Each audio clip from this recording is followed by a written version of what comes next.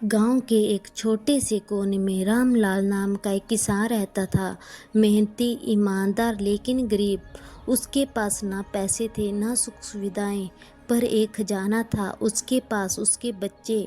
रामलाल अपने बच्चों से दुनिया की हर चीज़ से ज़्यादा प्यार करता था, मगर किस्मत ने उसे इतना गरीब बना दिया कि उनके छोटे छोटे सपने भी पूरे करना उसके लिए पहाड़ चढ़ने जैसा था। कभी बेटा कहता, पापा मेरा बैग फट गया है, नया दिला दो, तो कभी बेटी कहती, पापा मुझे भी वो लाल रिबन चाहिए। रामलाल हर बार मुस्कुराकर कहता, अगली बार ले लेंगे बेटा, लेकिन अंदर ही अंदर उसका दिल रोता था। हर रात बिस्तर पर लेटकर खुद से पूछता, क्या मैं बाप कहलाने लायक हूँ, जो अपने बच्चों की इतनी सी ख्वाहिशें भी पूरी नहीं कर सकता। दिन बीतते गए, फसल खराब हो गई, घर में खाने तक को तरस गए। साहूकार दरवाजे पर खड़ा धमकी दे रहा था और एक दिन रामलाल टूट गया।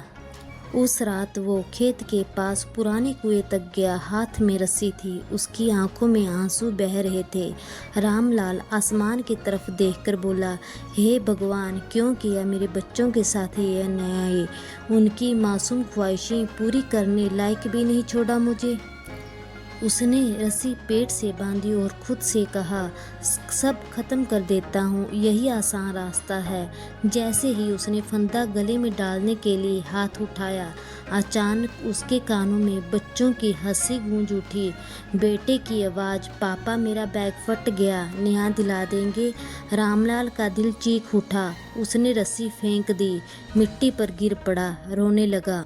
उसने खुद से कहा, नहीं नहीं, मैं कायर नहीं बनूंगा, चाहे खुद भूखा रहूं, मगर बच्चों को भूखा नहीं सुलाऊंगा।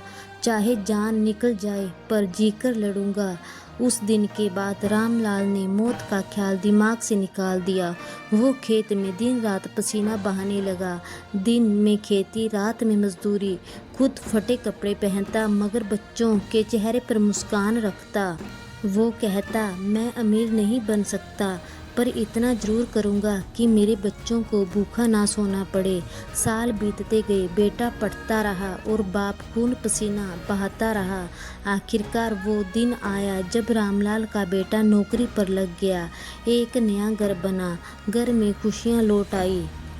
एक शाम दोनों बाप बेटा छत पर बैठे थे।